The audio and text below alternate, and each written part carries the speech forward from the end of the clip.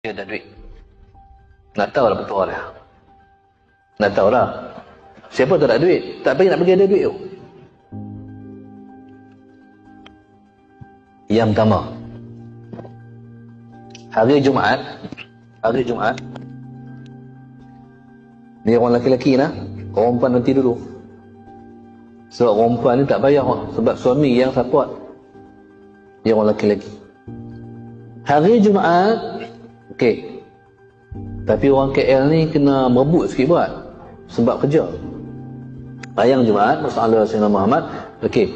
Yang pertama baca Al-Fatihah 7 kali. Qul huwallah 7 kali. Qul a'udzu birabbil falaq 7 kali. Qul a'udzu binnas 7 kali. Waktu baca Fatihah 7 kali, Qul huwallah 7 kali, Qul a'udzu birabbil falaq 7 kali, Qul a'udzu binnas 7 kali. Kalau kita semayang, kita duduk tahiyat akhir, jangan ubah. Jangan ubah cara duduk.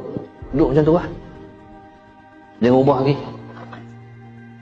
Lepas tu baca, angkat tangan. Allahumma inni as'aluka ya ghaniyyu ya hamid ya mubdi'u ya mu'in ya halim ya wadud aghdini bifadlika amman siwaka wa bihalalika an haramika. Siapa ada yang siap boleh rakam, saya nak baca. Okey.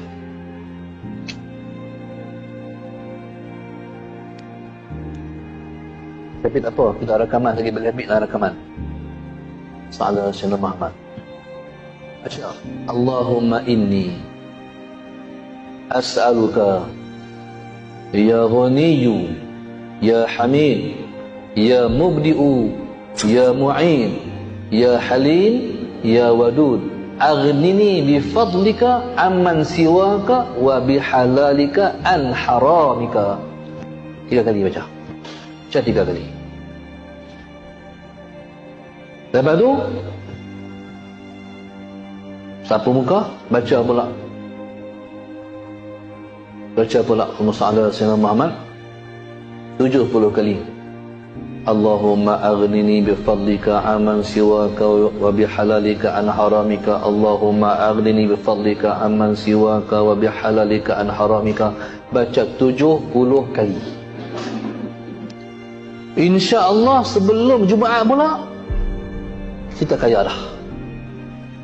Sebelum Jumaat pula kita kaya dah, insya-Allah. Saya jumpa lah orang yang telah berjaya. Allahumma salli ala sayyidina Muhammad. Hamba Allah ni, dia ni Allahumma salli ala sayyidina Muhammad, kerja dengan Cina. Allah kerja dengan Cina, nak semayang pun susah. Kadang-kadang dia semayang dalam bilik ayam. Tak boleh semayang di luar. Menyorok-nyorok semayang dalam bilik ayam tu, kunci semayang dalam tu.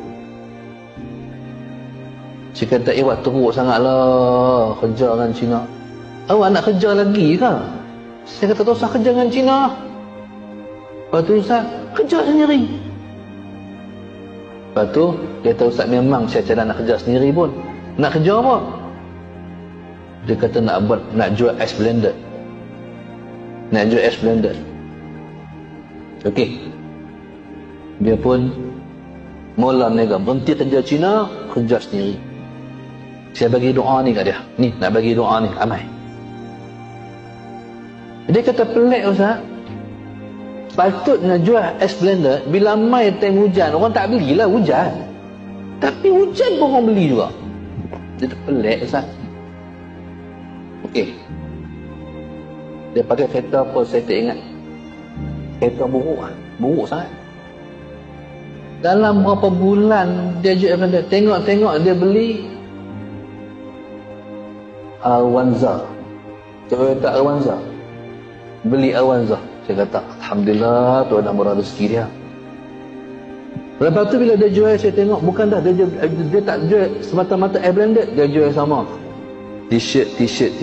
Weh, mana dia pakai baju dia merah.